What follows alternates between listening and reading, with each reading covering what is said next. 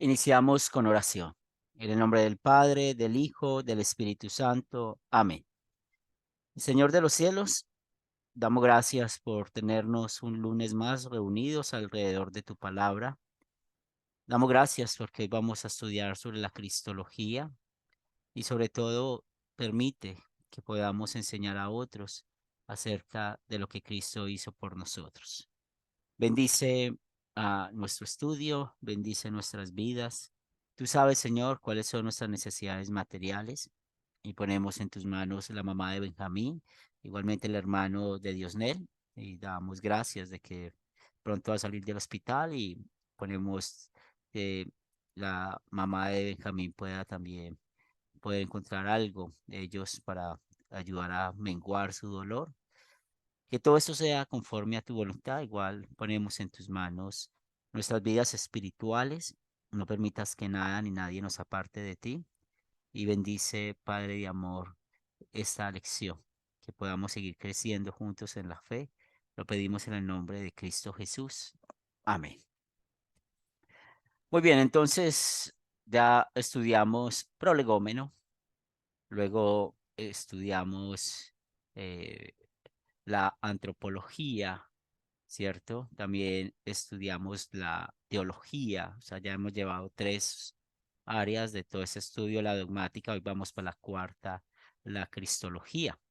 Y ese es el estudio de Jesucristo, el mediador de la salvación. En esta lección, mis hermanos, vamos a trabajar en 4 puntos.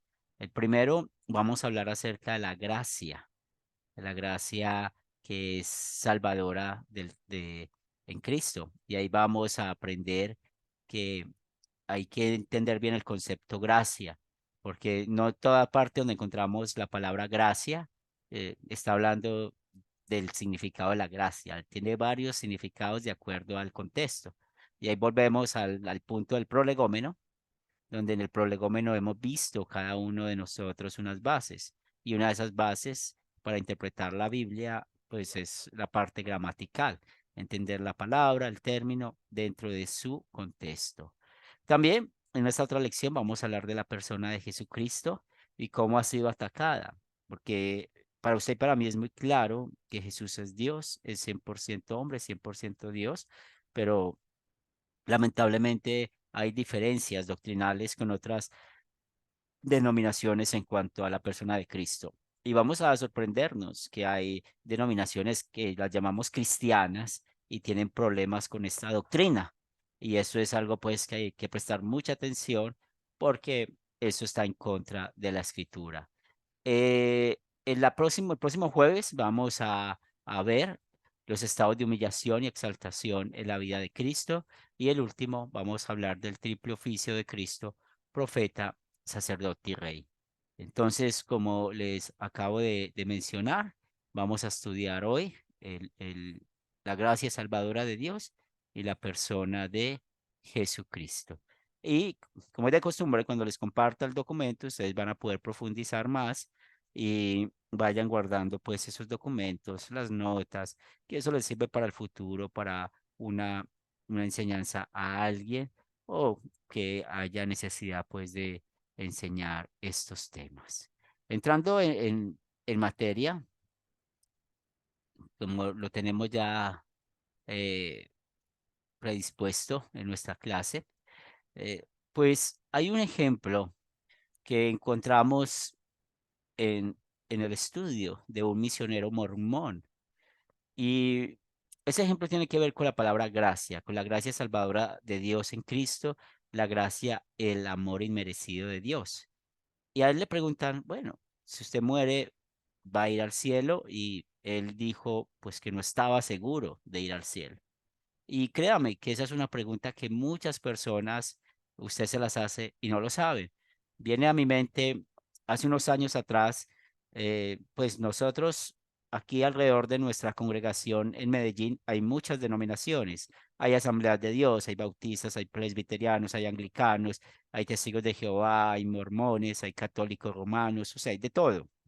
Hay gnósticos, hay de todo un poquito alrededor de la congregación. Y Pastor Tony se encontró una señora y le preguntó si ella moría, ¿a dónde iba a ir? Y la señora, pues antes de contestar, dijo que llevaba más de 20 años en el Evangelio, pero no sabía por qué iba al cielo, no tenía esa seguridad por qué ir al cielo. Si usted y yo no tenemos esa seguridad, pues como decimos, empaquemos nuestra ropa y cerremos, porque es una doctrina fundamental. Entonces, cuando vuelve y se le pregunta a ese misionero mormón en cuanto a esto, pues él finalmente dice, si va al cielo es porque tendría que decir que lo gané. Y es aquí que estamos viendo de la salvación por obras. Por eso, cuando nosotros estamos viendo este texto de el significado salvos por gracia, la palabra por gracia, hay tres puntos que necesitamos entender. El primero es el punto del contexto. Vamos a buscar Romanos capítulo 15. Romanos capítulo 15, versículos 15 y 16. ¿Qué nos dice?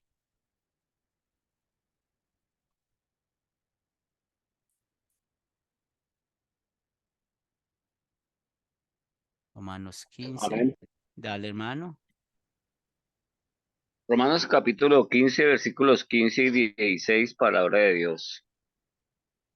Mas os he escrito, hermanos, en parte con atrevimiento, como para haceros recordar, por la gracia que Dios me es dada, para ser ministro de Jesucristo a los gentiles, ministrando el Evangelio de Dios, para que los gentiles le sean ofrenda agradable, santificada por el Espíritu Santo. Entonces aquí no está, cuando usa la palabra gracia, como lo escuchamos, y gracias, Benja, no está hablando del perdón. Aquí el contexto, o ese versículo, esos dos versículos, está hablando de la vida de santificación. Entonces ahí es donde nosotros necesitamos tener cuidado. No en toda parte se habla de la gracia en el sentido estrecho, en el sentido estricto, que es el regalo inmerecido de Dios. Entonces aquí vemos cómo Él está actuando, ¿cierto?, en su vida de santificación y ese actuar Él lo llama que lo hace en la gracia, lo hace por la gracia. Y es lo que mucha gente confunde, versículos como estos. Y más adelante vamos a entender un poco más por qué tienen esa confusión. Y es por esto que nosotros sabemos bien lo que dice Efesios 2:8. Por gracia somos salvos, no por obras, para que nadie se gloríe. Y acuérdense que cuando se habla de las obras, estamos hablando la doctrina de la santificación, de cómo vivimos. Entonces, es por causa de Jesús que nosotros somos perdonados. Es el mejor eh, definición, es el regalo inmerecido. Porque si nosotros creemos que hay que hacer algo para ser salvos, pues recordemos el problema que nos metemos. Dios quiere que cumplamos la ley perfectamente y ya la gracia no sería gracia. ¿Qué merecemos nosotros? El infierno eterno.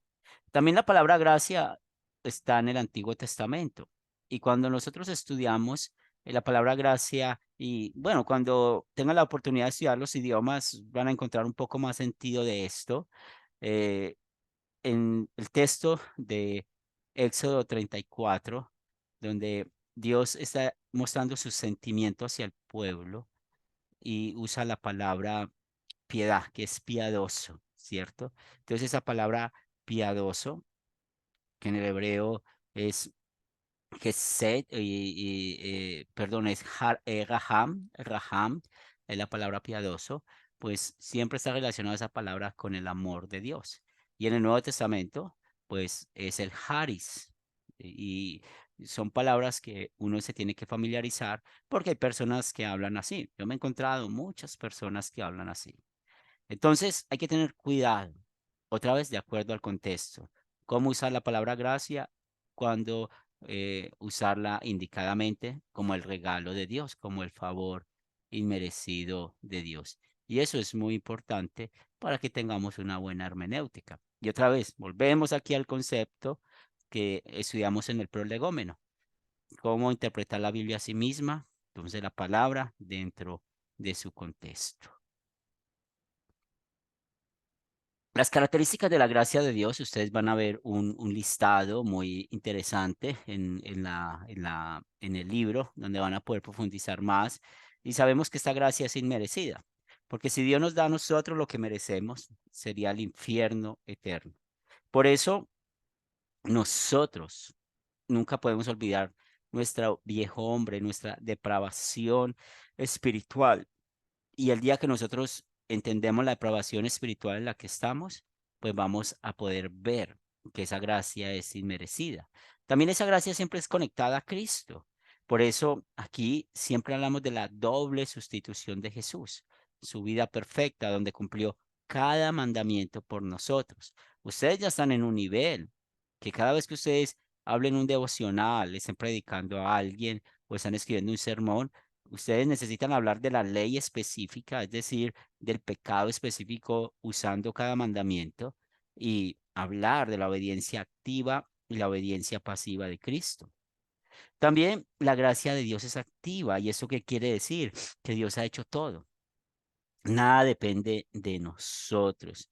Por eso es muy importante cómo Dios nos declaró justos. Y es aquí donde vemos el papel de la fe, como nuestro Dios ha dado la fe, que ya sabemos que es ese instrumento por el cual nosotros confesamos en Cristo Jesús, la confianza en Cristo Jesús. Y recordemos que aquí están los medios de gracia, el Evangelio y el bautismo. Nunca vayan a poner la Santa Cena como un medio de gracia que da la fe. La Santa Cena no es un medio de gracia que da fe, es solamente el bautismo y la Santa y el Evangelio. La Santa Cena sirve para cuidar la fe, para alimentar la fe. Y eso hay que tenerlo bien claro. Otra característica es completa. O sea, no podemos tener dudas de la obra de Cristo. ¿Y por qué es completa? Porque siempre está esa idea, ¿qué tengo que hacer yo para ser salvo? Es universal. Cuando leemos Juan 3:16, pues aprendemos de que Él murió por todo el mundo. Y ahí es donde hay que aprender la diferencia. ¿Quién es el que cree? ¿Quién es el que no? Es segura. ¿Por qué es segura? Sabemos que vamos a tener nosotros, si Jesús no viene por segunda vez en este momento, vamos a tener dos juicios. Uno, el día que muramos, así como lo estudiamos con la muerte en la antropología, pues nuestro cuerpo queda aquí en el polvo y nuestro espíritu va a Dios. Y ahí Dios, bueno, ¿por qué vas a entrar al cielo? Eso es un juicio privado. Si no sabemos por qué entrar al cielo, pues vamos a perdernos. Y el segundo juicio es delante de todas las naciones, como lo leemos en San Mateo 24 y 25. Entonces, da seguridad de que en ambos juicios vamos a ir al cielo por la fe en Cristo Jesús. Es gratuita e incondicional. ¿Eso qué quiere decir? De que no hay un compromiso de parte de nosotros que tengamos que cumplir para tener esa gracia de Dios. Siempre que hablemos de la fe, es un instrumento mediante el cual recibimos el perdón de Dios y ya explicamos que se nos da por los medios de gracia. También es recibida por medio de la fe y la Biblia explica esto muy bien. Y cuando hablamos que es recibida por medio de la fe, es una descripción de que recibimos el regalo de parte de la mano de Dios, que es la salvación en Cristo Jesús.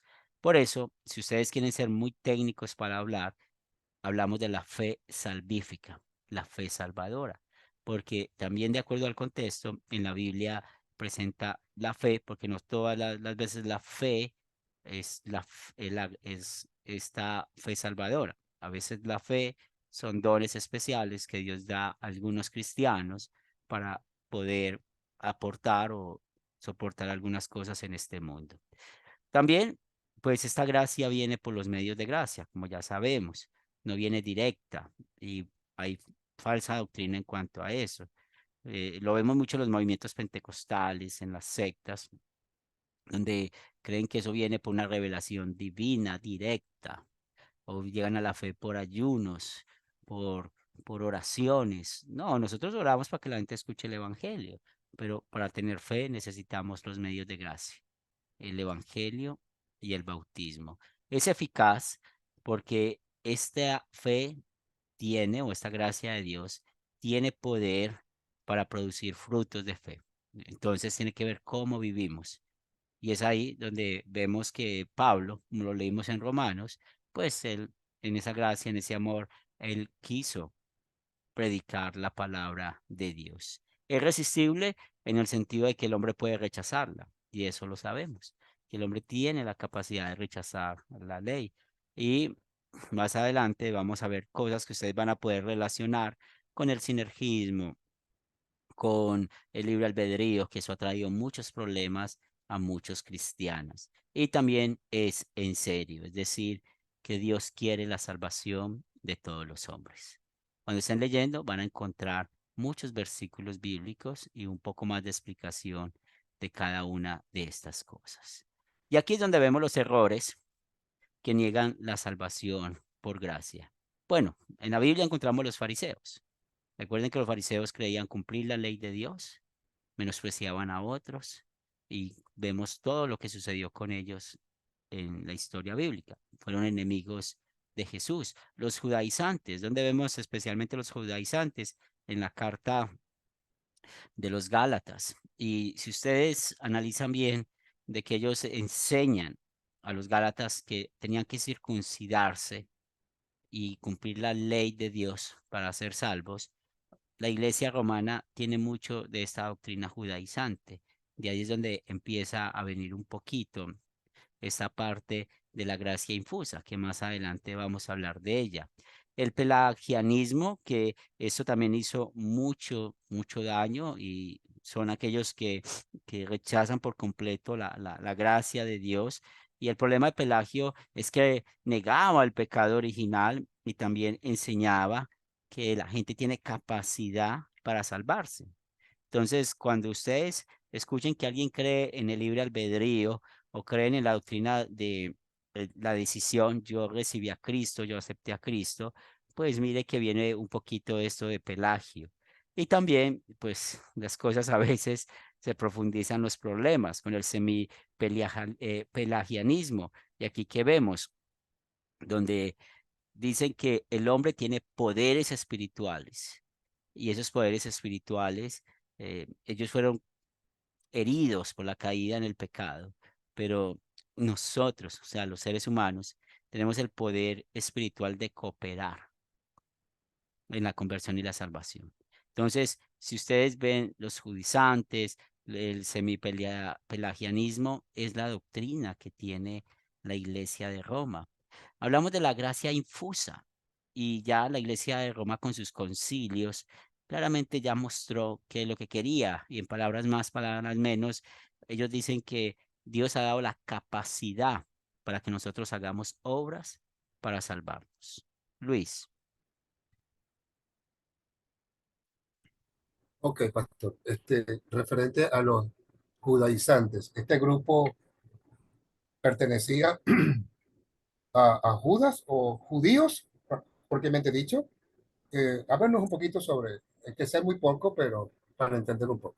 Ellos eran judíos, sí, que empezaron otra vez a meter la ley de Moisés y por eso Pablo escribió a los Gálatas, por el problema que ellos tenían todavía con la circuncisión y la ley. Bien, entonces era un grupo de judíos, no era una secta que usted podía identificar, había muchos judíos que pensaban así, como hoy en día la iglesia de Roma.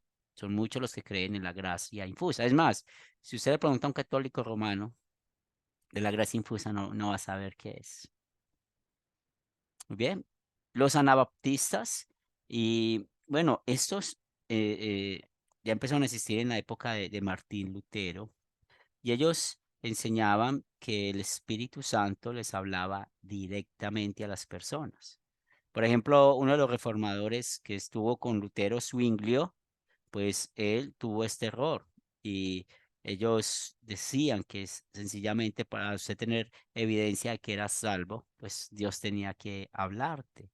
Entonces, vemos que mucho hoy en día que usted ve en otras iglesias evangélicas y créame, si usted habla con un líder que conozca la doctrina de esa iglesia evangélica o pentecostal o, o bueno, que no sea una iglesia unitaria, una iglesia trinitaria, no se sorprenda porque usted va a encontrar de todo un poquito. Van a explicar de todo un poquito. Hacen una mercolancha, como decimos nosotros acá, de todo, para poder hablar de la fe. Los calvinistas. Entonces, Calvino, ya ellos de qué hablaban, de otra vez, Dios había escogido unos para salvación, otros para condenación.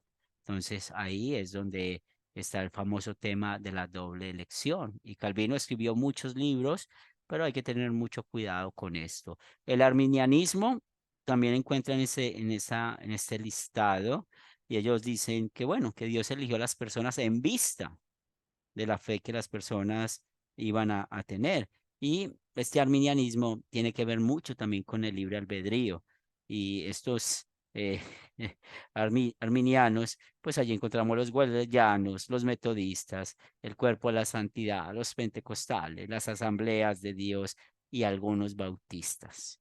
Entonces, piensen tal vez, algunos, pues yo sé de dónde vengo, de la iglesia de Roma, pero ustedes vienen de algunas iglesias reformadas, pues piensen de dónde ustedes venían, con cuál pensamiento venían y cómo el Espíritu Santo ha cambiado nuestro pensamiento. Benjamín, Gracias, hermano. Bueno, un comentario. Justo usted lo acaba de decir. Vengo de una iglesia, de la iglesia católica y algo que a veces, hoy, es más, hoy inclusive en la tarde hice un comentario en el grupo en el cual fui pues orgulloso y no sé de qué manera uno, o no, no sé, no, por eso el perdón diario, perdón, la pidiéndole a Dios su misericordia diariamente. Bueno, lo que trato de decir es lo siguiente. Por ello el estudio de la antropología en nuestra clase, ¿correcto? Para, en base a nuestra fe, profundizar más en la palabra de Dios para que ese Adán viejo, tenerlo en el mínimo posible de porcentaje en nuestro corazón. No sé si estoy en lo cierto, hermano Henry, me corrige, por favor. sí, el centro de la antropología sencillamente nos dice que nosotros somos el centro o el objeto de la salvación, ¿cierto? Él vino a salvar a los hombres, a los seres humanos. Y estudiamos pues mucho de esto, porque ahí es donde hay muchas confusiones, porque ustedes se van a encontrar personas, y eso lo hablamos en la clase. Ay, mi mascota la voy a encontrar en el cielo, no. La Biblia no habla nada de eso. El objeto de la salvación es el hombre. Entonces la antropología nos explicó realmente quiénes somos, cómo es nuestra naturaleza depravada, por qué necesitamos la salvación. La Bien. misma palabra de Dios nos lo dice y precisamente por ello cada vez que ustedes mencionaban ahora el calvinismo, el arminianismo, la gracia, bueno, este tipo de credos están argumentados es en la razón. Ahora Así sí es. llego a la pregunta profunda. Independiente de la oración, me acuerdo de una alumna en los cursos, creo que en los llanos, no recuerdo ahora su nombre, ella hablaba y decía en las clases que por qué no podía eh, con los hijos de ella que estudiaran la palabra, digamos, que al ritmo de ella, no recuerdo bien los términos, pero ella estaba desesperada por eso. Y es ahí donde fallamos, creer tener el poder de influir en las personas, hermano. Y la Biblia nos dice que es solamente por fe, y que por ello la gracia es un regalo inmerecido por la obra de Cristo. Y es ahí donde fallamos todos. Muy bien. Entonces no es una pregunta, es un comentario. Gracias, Benja. Amén. Luis, Luis, Sí, sí, ya le quité muy bien. el prohibido. Hay algo que está bien, ¿no? Me gusta que esto se esté explicando sobre la salvación del hombre, que es la antropología. Pero cuando hablamos de la creación, Dios creó los animales, creó todo, y eso le pertenece. Muy bien.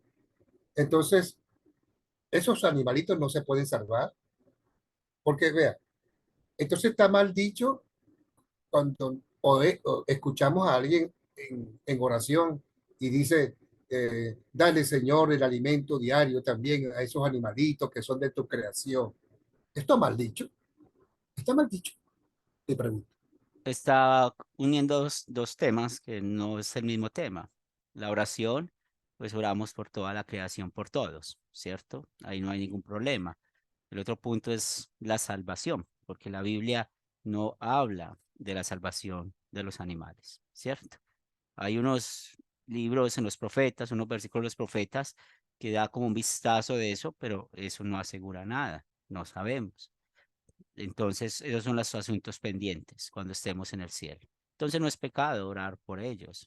La Biblia dice que nosotros seamos buenos mayordomos y el justo cuida la bestia, el justo cuida los animales. Muy bien. Entonces, la polémica de la elección, eso entró en el luteranismo y esto sucedió en Estados Unidos en la década de 1880 y ellos que decían que en vista de la fe que Dios previó, pues las personas eran salvas. O sea que aquí vemos cómo se repite la historia. Por eso no vamos a caer. Ustedes estudiaron historia y confesiones. La bicicleta está inventada, la falsa doctrina ya existe. Lo que pasa es que la falsa doctrina viene en voces diferentes, maestros diferentes. Entonces tengamos nosotros mucho cuidado de no creer que hemos descubierto cosas nuevas, porque ahí es donde entra la falsa doctrina. Pero si usted dice una falsa doctrina, yo digo una falsa doctrina, no es algo nuevo. Pues podemos ver en la historia de la iglesia cómo la historia de la iglesia nos enseña esto. Y vamos a ver un poco más adelante de estos temas. También el movimiento del evangelio social, que es muy común, donde se ha quitado cuál es el trabajo de la iglesia, la misión de la iglesia. Entonces el evangelio social no habla de la predicación del evangelio, sino de un pequeño reino en este mundo. Y es ahí donde se olvida lo más importante, hablar del verdadero problema, que no es el hambre, el verdadero problema no es que las personas no tengan ropa, o el verdadero problema no es una enfermedad, el verdadero problema es el pecado. Entonces en esas iglesias no se habla del pecado y tampoco se habla de Jesucristo. Entonces veamos y otra vez recuerden de dónde venimos cada uno de nosotros y nos vamos a familiarizar con algo de esto. O como yo he descubierto al hablar con muchas personas en los transcursos de todos estos años, como es muy común escuchar hablar a una persona un poquito de todo, un poquito de todo. Y creen que así van a tener una buena doctrina y no caigamos en la trampa del diablo. Ah, ustedes son trinitarios. Ah, es sana doctrina, punto aparte. No, hay que verificar doctrina por doctrina, ¿cierto? Y una vez hubo un trabajo que estaba haciendo yo en otra ciudad y yo encontré con un pastor y yo estaba muy contento porque él creía en muchas doctrinas bíblicas, inclusive el bautismo de los infantes, que es tan difícil, pero en la Santa Cena encontramos el problema. Para él, el cuerpo y la sangre de Cristo representan. Y estuvimos hablando de eso, y yo había planeado quedarme toda una semana, pero como no vi disposición de ellos de querer trabajar, al día siguiente llega. Y yo creí que, bueno, yo creí que iba a estudiar más, inclusive ya había hablado con mi esposa que ya me iba a regresar antes de tiempo. Y cuando yo todo contento porque íbamos a hablar, mentiras que me dijo, bueno, pastor, ¿usted qué pensó? Yo le tengo una propuesta. Cada vez que usted venga aquí a mi iglesia, va a hablar de que el cuerpo y la sangre de Cristo representan. Cuando usted me invita a su iglesia, yo voy a decir que el cuerpo y la sangre, el pan y el vino es la presencia real del cuerpo y la sangre de Cristo. Entonces, mire hasta dónde llegan y tengamos mucho cuidado de eso. 100% en unidad de doctrina. Por eso, y otra vez, no estamos hablando aquí que ellos van a ser condenados, no estamos hablando de eso, pero por algo no tenemos compañerismo, por algún punto de la doctrina. Marley, Sí, exatamente. É um tema muito sério, e na verdade. E, por exemplo, nós outros em nosso grupo estamos trabalhando isso com o matrimônio e estamos fazendo Aprenda de mim e liga justamente aí. Então, a esposa recusa-se a fazer o curso, não que recusa, porque eu lhe disse, depois do curso, vocês podem aceitar, firmar a doutrina ou não, e receber la comunión. Entonces, renega un poquito y viene la discusión sobre esa cuestión, pastor. Sí, porque la Biblia dice que es una lembranza, ¿no? La comunión hace recordar lo que Cristo hizo en la cruz como un simbolismo. Yo digo, no, la Biblia no dice que es un símbolo, que es el pan, es el cuerpo y la sangre de Jesús. Entonces, ahí aceptaron hacer el curso, terminar, porque ellos ya habían empezado, ¿no? Seguir haciendo el curso y después ellos iban a decidir si concordavam ou não. Eu digo, bueno, las que aceptaram, que hicieron o curso, tuvimos o respaldo bíblico e por isso cambiamos. E a verdade é impactante o cambio porque o Espírito Santo nos revela, pero eles todavía, ok, vamos ver se cambiamos ou não. Pero sim, não há problema se dizer se é um símbolo. E é muito difícil, não? E estão com nós há tempo. Y es muy difícil convencer, no soy yo que voy a convencer el Espíritu Santo, pero yo digo, es importante que ustedes tengan un embasamiento bíblico, ¿no? No es simplemente que es un símbolo, esto no es un símbolo, ¿no? O una lembranza de Jesús, que Jesús dijo que es para lembrar, ¿no? Recordar a Él, ¿no? Entonces, sí, es un tema muy delicado la cuestión de la cena del Señor, de la comunión. Sí, es muy bien que tengan eso en cuenta y no vamos a caer en la trampa del diablo. A mí me, Es- a mí me escriben mucha gente que es misionera y una vez me encontré a alguien que, una pareja de esposos muy formales, muy queridos, pero ellos me dijeron que ellos evangelizaron toda la parte de Venezuela que tiene que ver con los llanos y me hablaba de yo no sé cuántas iglesias habían fundado y todo esto. Y cuando empezamos a hablar de la doctrina, pues realmente no sabían nada. Entonces muchas veces la gente cree que porque hacen la oración de fe o por tantas cosas que ustedes aprendieron, ya están fundando iglesias. No, eso es algo muy serio. Eso es algo muy serio y nosotros somos responsables de esas almas delante de Dios. Por eso Santiago dice muy bien que no nos hagamos doctores, muchos de nosotros, porque a veces podemos creernos que ne las sabemos todas, pero mentiras que estamos hablando la falsa doctrina. Luego es importante la persona de Jesús, que es verdadero Dios. Dios Nel, Sí, pastor. Quería también opinar del tema de Santa Cena. Yo, por ejemplo, antes, por ejemplo, estudiar con Academia de Escrito. A mí me gustaba luego que es de estudiar la Biblia, pero en mi pueblo natal había apenas una iglesia que se llama Filaria. Fue la primera iglesia y una señora nomás que vemos que lee la Biblia. Y después me conseguí a nosotros la Biblia, estudiamos, y después estudié con Academia de Escrito. Y yo, por motivo de trabajo, me mudaba a diferentes lugares de mi país, diferentes lugares. Y siempre me fui a diferentes iglesias. Pero una vez me quedé en un lugar 3 años. Y fui a una iglesia y en la Santa Cena tenemos el problema. Porque yo invito siempre a los que trabajan en mi lugar para ir a la iglesia, pero nosotros siempre fuimos rechazados en la Santa Cena.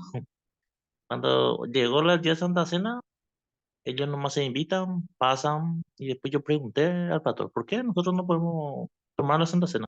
Primero me dijo que nosotros no somos casados, somos todos solteros, está bien. Y otro día dijo que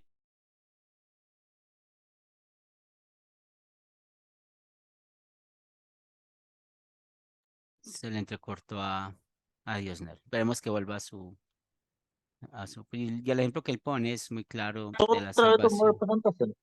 Sí, Y, y eso nomás quería opinar por qué es este motivo que nosotros no cumplimos, porque nosotros no tomamos la Santa Cena. muy bien. Gracias, hermano. Ahora, es muy claro que en el Antiguo y el Nuevo Testamento hablamos que Jesús es Dios. Entonces, la Biblia dice muy claramente que Jesús es verdadero Dios y verdadero hombre. Y en primer lugar, Jesús es Dios, el Hijo engendrado del Padre desde la eternidad. Y creemos esto porque la Biblia nos da esto de Jesús. Entonces Jesús tiene nombres divinos, las obras divinas que él hace, los atributos divinos y la honra divina. Entonces van a encontrar muchos textos bíblicos que apoyan todo esto. También muy importante que confesemos que Jesús es verdadero hombre. Igualmente, la naturaleza humana de Cristo pues nunca existió antes. Recuerden que esa naturaleza humana existió en el momento de su concepción y ahí fue donde él recibió esa naturaleza humana. Y por eso él vino y nació de la Virgen María, ¿cierto? Y cuando estamos hablando de esta naturaleza humana, hablamos del concepto de la impersonalidad de la naturaleza humana de Cristo. ¿Y eso qué quiere decir? Que en él hay una doble generación en Cristo. Entonces, según su naturaleza divina, fue engendrado del Padre desde la eternidad, pero a su tiempo nació de la Virgen María. Por eso usamos ese término en personalidad, pero no podemos separar las dos naturalezas. Jesús es 100% hombre, Jesús es 100% Dios. Si nosotros afirmamos que Dios murió en la cruz, hay que decir amén, porque nunca podemos separar esas dos naturalezas. Y es ahí donde muchas veces haciendo esas preguntas nos damos cuenta cómo está la gente en cuanto a esta doctrina. O cuando hablamos de que María es madre de Dios, esas son preguntas importantes hacerlas de cuando en vez, porque ahí nos damos cuenta si están negando las dos naturalezas de Cristo. Y si las personas hablan de que no es eh, de que María no es madre de Dios por el tema de María, de la Iglesia de Roma y la mediación, pues es también una oportunidad para hablar de ese tema, de que hablamos de que María es madre de Dios, es por Jesús, ¿cierto? 100% hombre, 100% Dios. Y cuando hablamos de que Jesucristo es Dios hombre en una sola persona, pues hay muchas falsas doctrinas en cuanto a eso que vamos a hablar en esto. Y Jesús es una persona única. Él es Dios hombre y Él es una persona, así como el alma y el cuerpo forman una persona, Dios y el hombre forman un Cristo. Pero esta ilustración nos ayuda a contemplar el misterio y la unión especial de Dios y hombre en una persona, Jesucristo, pero es insuficiente aún este ejemplo que estamos viendo del alma y del cuerpo. ¿Por qué? Porque la unión del alma y del cuerpo se puede separar y sabemos que se separan en la muerte. En cambio, la unión de Dios y el hombre en Cristo es inseparable. En este momento, Él está en el cielo, 100% hombre, 100% Dios. Y más adelante vamos a hablar del estado de humillación y el estado de exaltación. Entonces, aquí estamos aprendiendo términos impersonal, porque la naturaleza de Jesús es impersonal. Bueno, porque fue engendrado antes de todos los siglos y fue engendrado en una virgen. Y eso es muy importante porque así lo enseña la Biblia. Encontramos que Jesús tenía que ser una persona y tenía que ser el mismo Dios. ¿Y por qué? Porque él tenía que venir a someterse a la ley. Él tenía que venir a juzgar él mismo por la ley. Y aquí es donde vemos la diferencia y vamos a ver unos errores donde muchos confunden esto. Vamos a llegar a escuchar de que muchos dicen que el padre tomó la forma de hijo. No, el padre da la ley, el padre exige cómo cumplir la ley, el hijo la cumplió y cómo la cumplió perfectamente. Por eso él tenía que ser verdadero hombre y Dios para poder vivir sin pecado. Y eso es muy importante tenerlo bien presente en nuestra clase. ¿Por qué Jesús tenía que ser una sola persona, Dios y hombre? Pues aquí vemos otra vez lo que ya les mencioné de guardar la ley perfectamente. Y todo el mundo, es un problema que tenemos todos, merecemos la muerte eterna, pero Jesús adoptó esa naturaleza divina y la naturaleza humana para poder llegar a ser nuestro salvador del pecado. Hay un salmo que dice, nosotros no podemos redimir a nadie, nosotros no podemos salvar a nadie. Y es ahí donde encontramos situaciones, errores concernientes a la persona en Cristo que niega la deidad, como los ebionistas. Ellos sencillamente dicen que es un hombre nacido de hombre y así pensaban los judaizantes y aceptaban a Jesús como el Mesías, pero negaban su deidad. Ellos no creían que Jesús era Dios. El monarquismo modalista es realmente, ellos decían que Dios cumple diferentes roles. Entonces el Padre murió en la cruz mientras desempeñaba el rol de hijo, como se los acabé de mencionar unos segundos atrás. El monarquismo dinámico, el Hijo y el Espíritu Santo son fuerzas que emanan de Dios. Y de acá viene un término que es el adopcionismo, es decir, que Jesús adoptó esta fuerza. El arrianismo, que hemos hablado mucho de él, de que, pues Arrio decía que Jesús era como el Padre y estaba subordinado a él.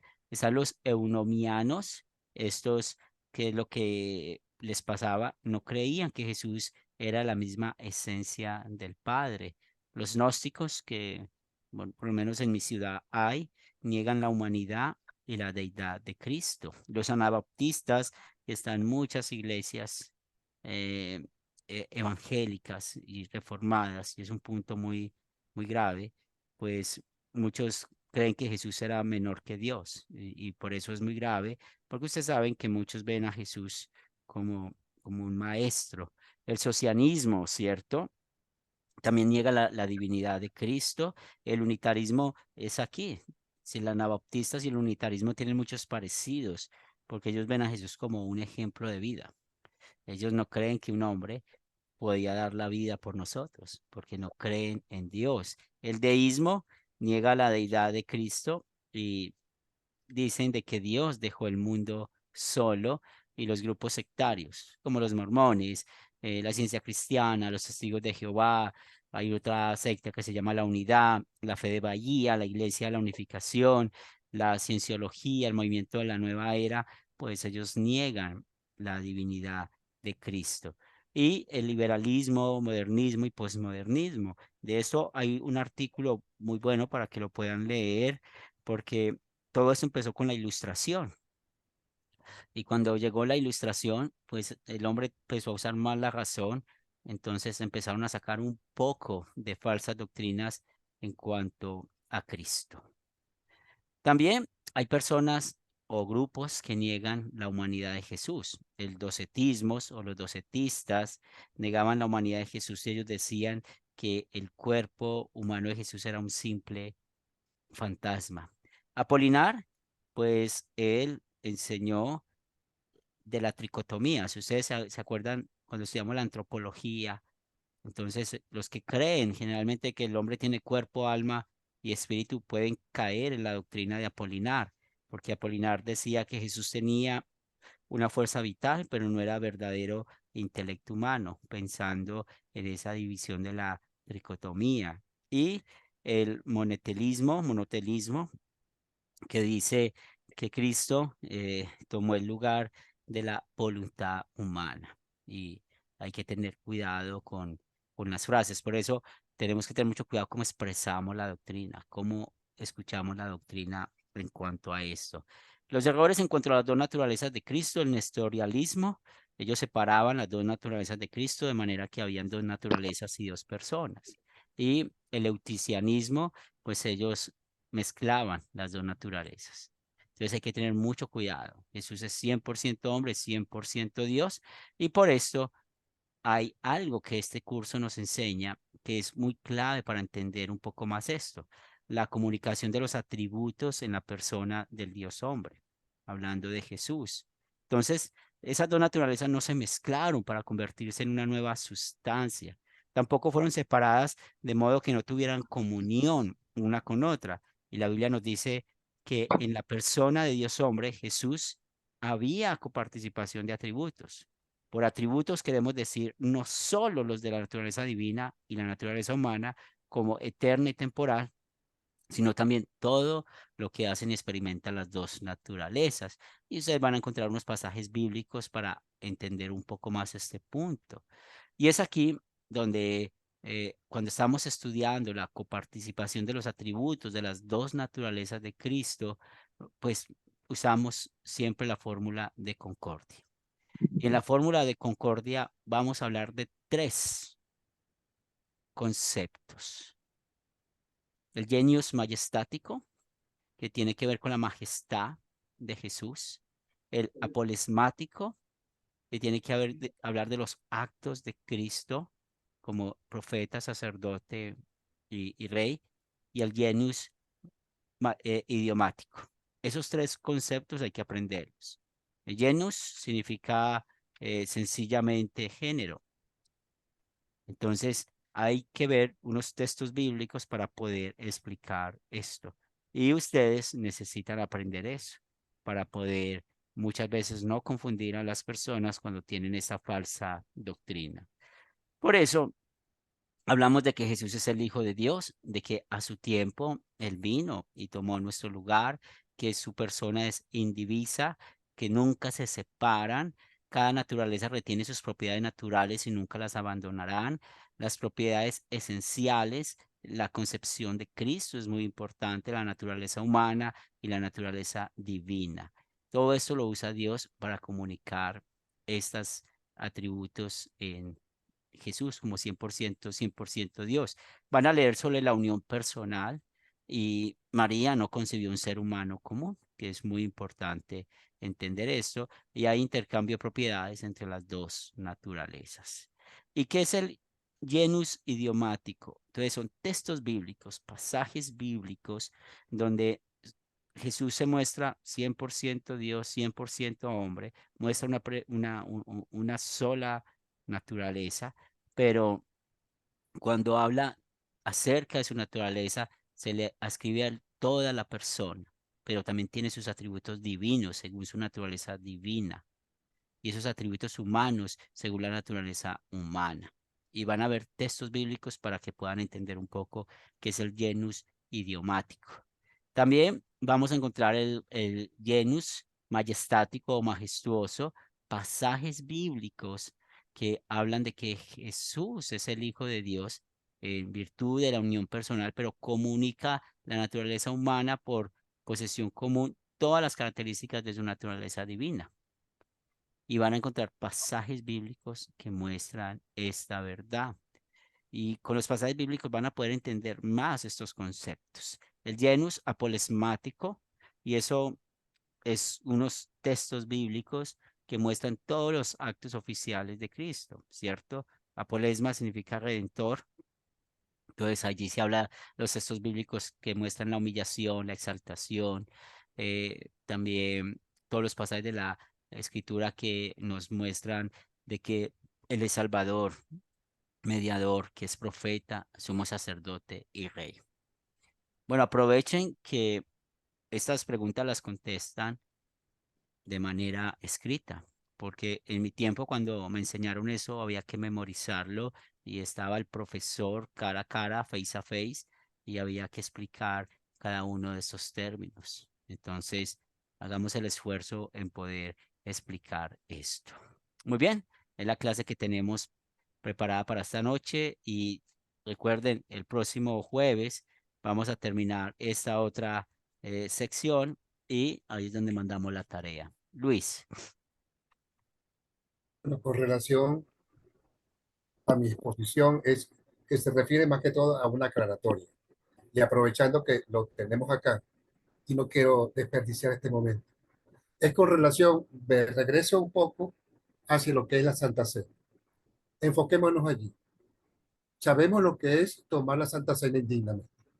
Pasó lo siguiente. Había una persona que tenía, era lo que se llama un ser especial, o sea, él sufría de mongolismo, ¿correcto? ¿Me entienden? Ok. Y de repente le dio el pastor la intención de que tomara la Santa Cena. Hubo una discusión que no se podía dar la Santa Cena a esta persona porque no estaba consciente. Y tú sabes que la Santa Cena y tomar la Santa Cena indignamente es no creer en lo que está haciendo y sobre todo el sacrificio del cordero y todas estas cosas.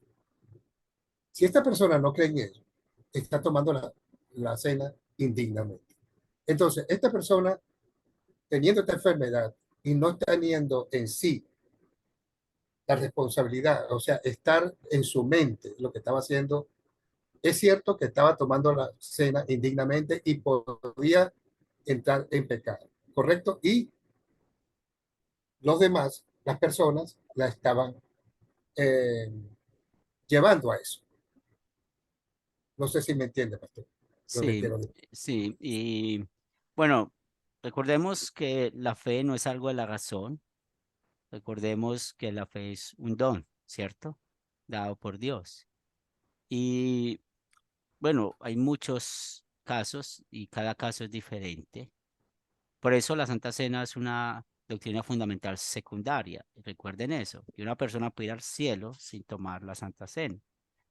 Pero si uno hace la evaluación a esa persona y, y puede explicar, porque si decimos eso, entonces esa persona no va a ser salva. Y es donde iríamos en contra de la universalidad de la obra de Dios.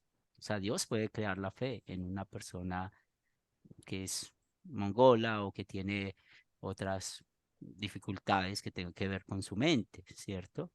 Porque ahí, por ejemplo, podríamos caer en un error.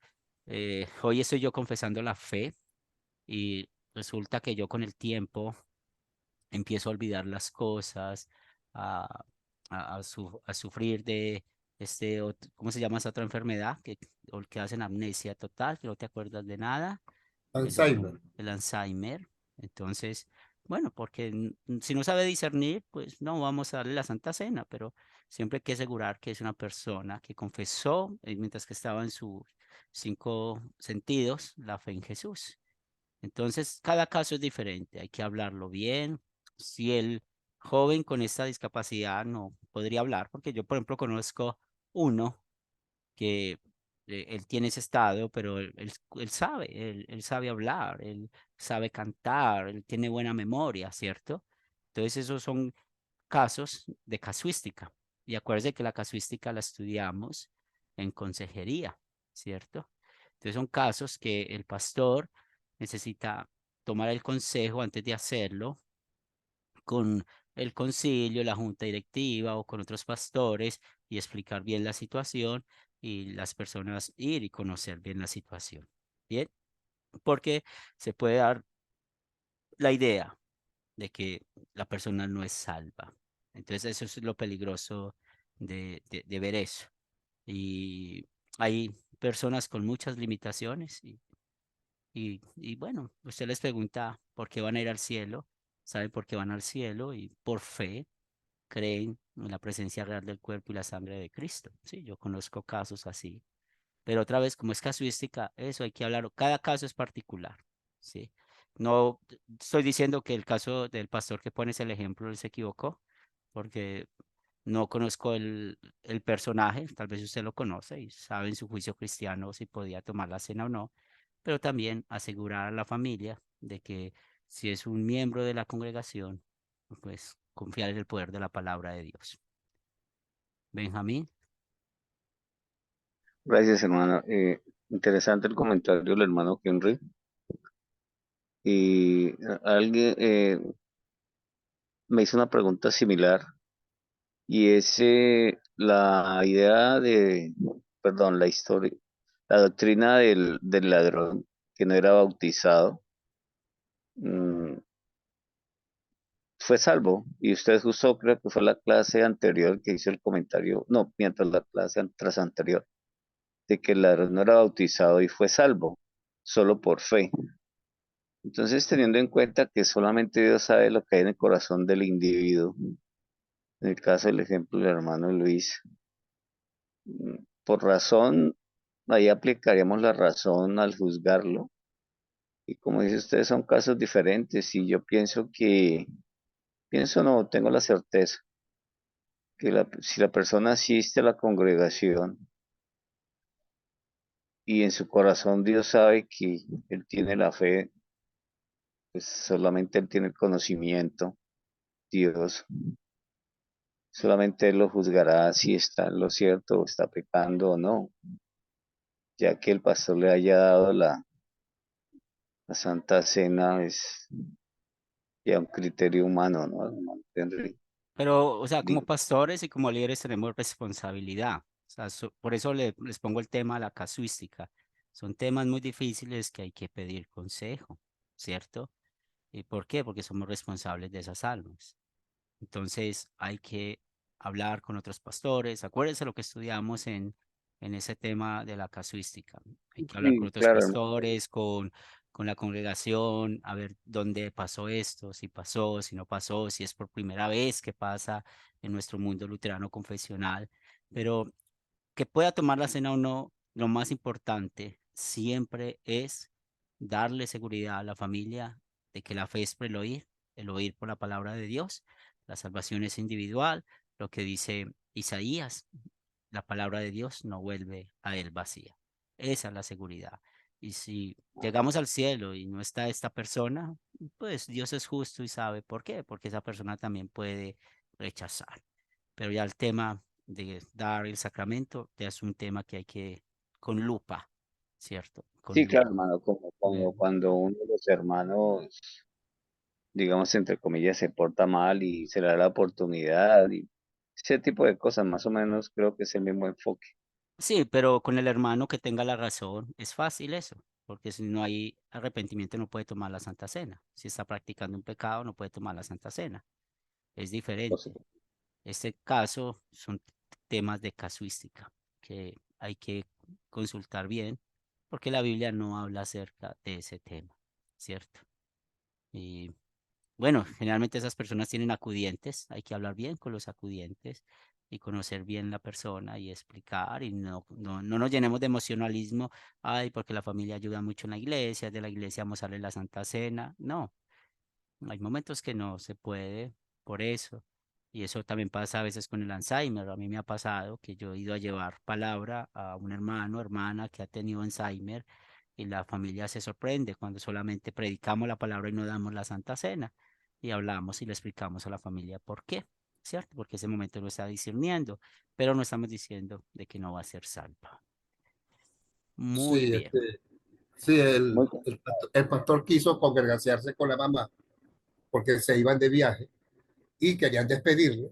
Y entonces pensó, bueno, como la vamos a despedir, vamos a darle la Santa Cena, pero imagínate con esta Sí, irresponsabilidad. Pues. Y sí, es serio, esto es serio. sí. Por eso es bueno trabajar en equipo, preguntar a otros pastores que tengan madurez, que puedan entender esto. El concilio, muy importante que sea maduro y debatir estos temas con la Biblia abierta. Bien, para no ocasionar un daño. Y tal vez Dios, Él nos perdona todos nuestros pecados y tal vez perdonó al pastor que cuenta Luis, pero pudo haber hecho un daño dentro de la congregación. Y ahí es donde tenemos que cuidarnos de no ser autoritarios. Es donde tenemos que pedir consejos y, por ejemplo, ¿qué pasa aquí? Eh, a veces hay escándalos en la iglesia que saben que una chica es soltera y de un momento a otro se dan cuenta que está en embarazo y cuando esa chica en embarazo, saben que es soltera, sale a tomar la Santa Cena, usted empieza a ver, a ver los murmuros, cómo se murmura, los murmullos en el templo acerca de eso. Entonces, muchas veces nos ha tocado explicarle a las personas que si alguien con ciertas condiciones, que sabemos que su pecado es público y toma la cena es porque le hemos autorizado, ¿cierto? Entonces, la persona está arrepentida de su pecado y ya sabe cuáles son los pasos y toma la Santa Cena, ¿cierto? Entonces, eso hay que tener mucha sabiduría con todos estos temas, con todo, porque estamos hablando de salvación y no somos quien para retener la salvación, ni también para hablar de la salvación, como hablar de fútbol o hablar de otro deporte. Son temas muy serios. Y gracias por traer ese tema acá, porque estamos hablando de la gracia y siempre aseguramos eso, ¿cierto? Así como aseguramos que un niño que ha escuchado el Evangelio en el vientre de su madre y muere antes de nacer, aseguramos a sus padres que escuchó el Evangelio, la palabra, y hay que tener la confianza en el poder de la palabra y está en el cielo. Hay que asegurar muchas veces con estos temas, y con el Alzheimer, con el tema del mongol. Y hay otras enfermedades que es increíble lo que pasa en nuestra mente. Y finalmente, como para dejar ese tema, porque es un tema muy amplio, ahí es donde tenemos que tener mucho cuidado cuando ustedes escuchen de un hermano creyente que usted escuchó su confesión de fe y se suicidó. Y sabemos pues que tiene que ver con el quinto mandamiento. Eso lleva al infierno por no confiar en la voluntad de Dios, es lo que enseña la Biblia, pero finalmente no podemos abrir mucho nuestra bocota porque no sabemos qué pasó en el último instante de la vida de esa persona. Y además de eso, pues los temas de la salud emocional son temas muy serios, muy serios. De hecho, pues yo estoy hablando de la salud emocional en mis devocionales de los martes y precisamente por eso, porque hay que tener mucho cuidado. Y yo he conocido personas que están muy tranquilas, confiesan la fe tranquilamente, de un momento a otro empiezan a hablar cosas como extrañas y cuando usted se da cuenta, esa persona tiene un problema emocional y eso afecta su mente, afecta lo que habla. Entonces hay que tener mucho cuidado con eso. En otras palabras, nunca olvidemos la empatía. Bien, la empatía. Vamos a terminar con oración, si no hay otra pregunta o comentario.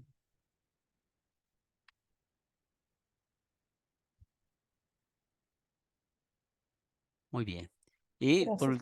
sí, y por último recordemos este tema del suicidio, porque Pastor Tony lo ha explicado a veces en la iglesia y después son llamando, ay, el pastor dice que todo el que se suicida va al cielo. No, hay que tener mucho cuidado, por eso hay que ser muy específicos con la casuística, ¿cierto? Es muy complicado esos temas. Oremos. Te damos gracias por tu gracia, Señor. Es algo que no merecemos y tú nos has dado lo que más necesitamos, que es el perdón de nuestro pecado, es la salvación en Cristo Jesús.